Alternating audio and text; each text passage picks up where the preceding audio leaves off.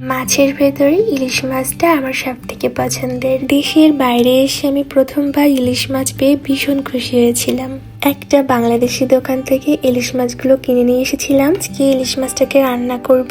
ইলিশ মাছ পরিষ্কার করার একটা সহজ নিয়ম হলো বেসিং এর ভেতরে জল ভরে চামচ দিয়ে আস্তে আস্তে আঁশগুলো ছাড়ালে চারিদিকে আঁশটা ছুটে পড়ে না এবং বেশ তাড়াতাড়িও আঁশগুলো ছাড়ানো যায়। এটা আমি নিজেও জানতাম না, একটা ভিডিও দেখে শিখেছি, বাট এটা খুবই কাজে দেয়।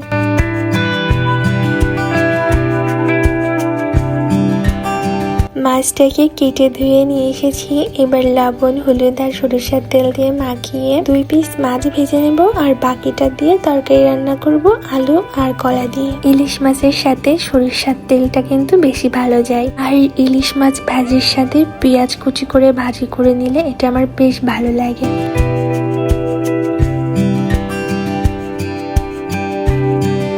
ইলিশ মাছ ভাজা কমপ্লিট। এবার ইলিশ মাছের তরকারি রান্না করব। কড়াইতে সরিষার তেল দিয়ে পেঁয়াজ, কাঁচা লঙ্কা আর একটু রসুন কুচি দিয়ে দিয়েছি। আর দিয়ে দিয়েছি সামান্য জিরা, লবণ, হলুদ আর দিয়েছিলাম 1 চামচ জিরার গুঁড়া। একটু নাড়াচাড়া দিয়ে জল দিয়ে দিয়েছি। এবার ইলিশ মাছগুলো দিয়ে দিব ওর ভেতরে। অনেকেই আছে যারা ইলিশ মাছ ভাজি না করে রান্না করলে ভালো লাগে না, তো সবসময় ইলিশ মাছ ভাজি করে রান্না না করে এভাবে রান্না করেও কিন্তু দেখতে পারেন, বেশ ভালো লাগবে।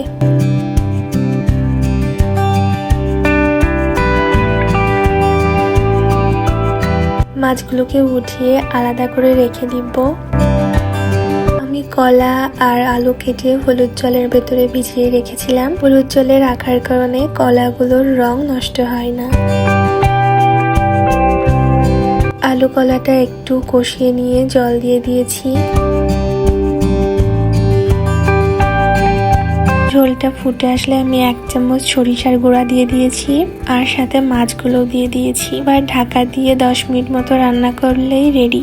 আর এইভাবে ইলিশ মাছ রান্না করলে অনেক স্বাদ হয়। আপনারা একবার অন্তত বাসায় এভাবে ট্রাই করে কিন্তু দেখতে পারেন, আশা করি অনেক ভালো লাগবে। তো আজকের ভিডিওটা এই পর্যন্তই, দেখা হবে পরবর্তী কোনো ভিডিওতে।